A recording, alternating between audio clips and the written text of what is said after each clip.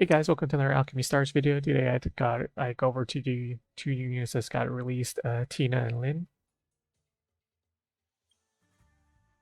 or Leyn. Yeah. So looking at like Tina stats wise, it's below average though for DPS. I kind of wish they made her into like a DPS unit with the conversion factor built into it though. But it's kind of it is what it is, and her chain combo is a column attack, so that's also another thing you got to be aware of. Column and rolls are kind of like iffy in the sense of how they do the damage wise and stuff like that, and you got to position them quite like somewhat decent in order to get the damage through. But at least it's in a cross shape though, um, so normally her breakthrough 3 is it gets preemptive, then on her breakthrough 6 you get one more tile. And that one my tile might not be that important though, but it is within her kit itself though. It's because you gotta use one of the tiles up when you actually hit an enemy. If you don't hit an enemy, you don't get her repositioning. So if I go into her trial actually, you can see it here.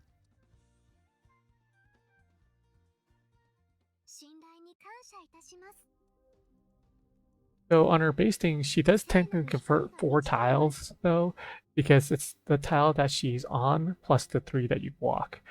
But if you do get breakthrough 6, you actually get one more tile, so it's actually 5 tiles, which is the standard like 6-star converter thing though. But that's like if you get it though, and that's a lot of investment though. So like this. So if I convert like this, right? Since I did not hit an enemy on her thing, she's just gonna go back to her starting point.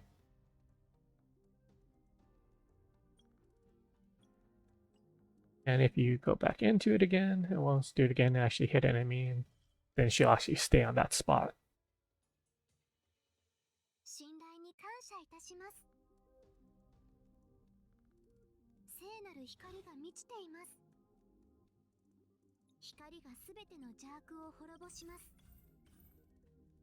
So if I actually convert like this. Yeah. So as I said, so technically you're using up 2 tiles. So instead of the 1, I should say, because I only walked 2 spaces, and then she gets the one right here, right? But essentially staying on this blue tile, it doesn't really count technically though, but yeah. Then you lose a tile here though, because she isn't converting to sting. So it's kind of a trade-off in the sense that if you want to do damage or do you want to convert. And you always gotta remember that if you don't hit an enemy with her active, she's gonna go back to her starting point. So her main role, I guess, is more like a sub converter support, I guess, because she helps support the other one, but she's more, you got to bring her into like a sort of like a cross converter to actually get the lines around her. So it makes like a little square, or like Barton or some of that. Because I think if you bring like another 6-star converters that this converts the regular tiles around you from one color to another, she doesn't really have much use though, because her whole entire kit is actually you're trying to convert these non-tiles right here, these other tiles into blue. But if you know like the 6-star converter and the 5-star converters, the basic ones that convert like 4 tiles and stuff around you, they're always converting tiles around you. So it's like if you're missing one element, I guess you could bring her in like Arrow and I guess the other one Klecken.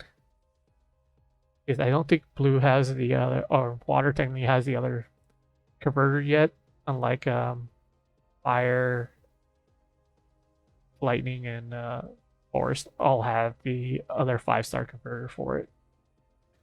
But yeah, her damage is solid though for what it is. But yeah, she's like a support converter as much as I want to put it though. But she's still a solid unit in general. I probably rank her like high A, low S, pretty much though, is I guess what the community is probably gonna rank her. I feel that's probably appropriate though. Because her damage potential is quite high though, but I don't know. Breakthrough 6 is really a hard investment, and Breakthrough 3 is kind of a must if you want to make her somewhat decent, I guess. Because her having not having a preemptive just in her base kit really hurts her in that converter case though, because it's like because all the other low rarity converters that convert 4 tiles around you all have preemptive built into their kit. So I kind of wish they gave her the preemptive though.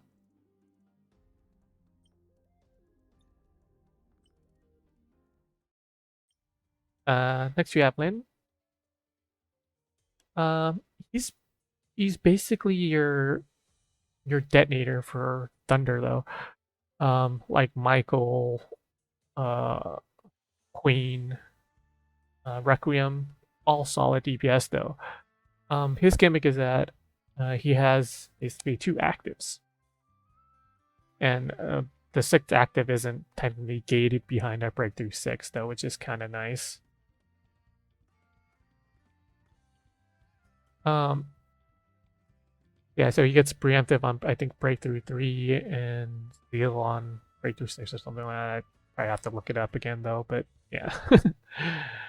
All in all, like he's very I guess unique to use in the sense that there's a lot of choices you can make with him.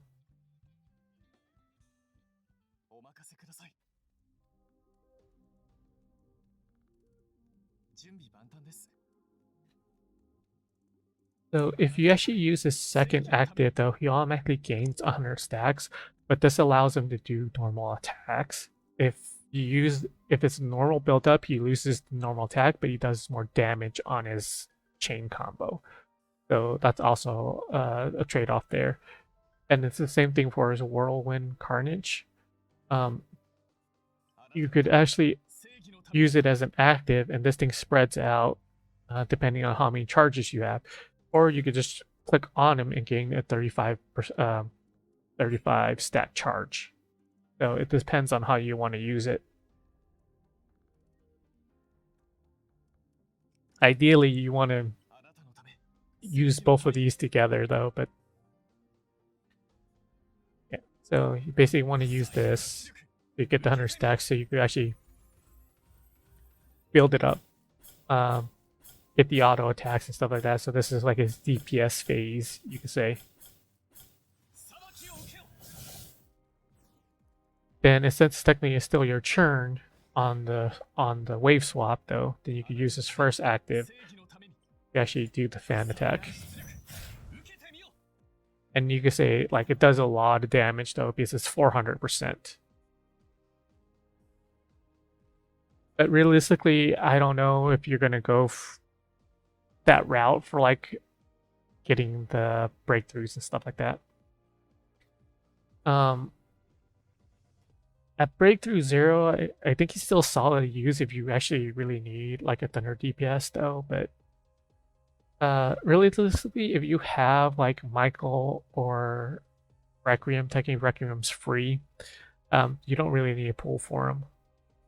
I would just suggest like from now till I think our 2nd anniversary, you guys should start saving up though, because I think it's gonna go double banner into double banner again though, for the 2nd year anniversary that's coming up in June.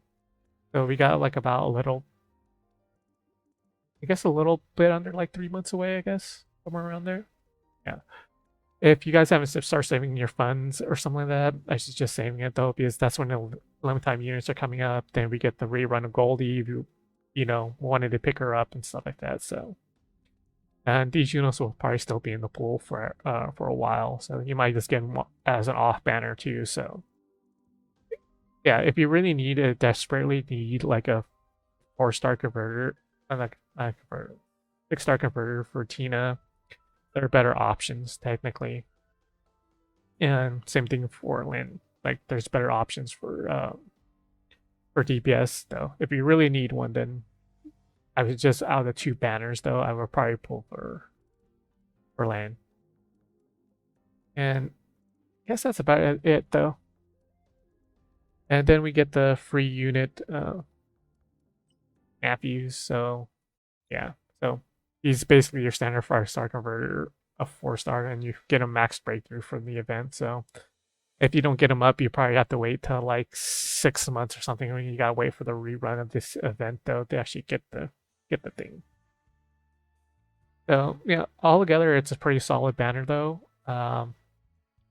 Nothing major, I guess you could say, off the top of my head that I like. I guess nothing that stands out between these units. They're just solid units though. And it's probably gonna be like a solid S tier just because he's damaged and he has the standard square shape that you want for a detonator. And Tina says he's a converter and she's decent and probably high damage for her passive though. I'll probably rank her both. I think the community will probably rank them both S tiers because they're solid units though, so there's no major downside to them besides like a little quirky things here there in the double-edged sword that that Tina has. She just has a functionality unit though, so like water right now is like kind of flexible. That's that A you can convert if you want to though. Same thing with Azura, but she's not warehouse the power equipment that Azura has though with her kit. But yeah, said before, both probably S tier. And if you don't need them, I would suggest saving though. That's my thing. I'll catch you guys next time. Bye.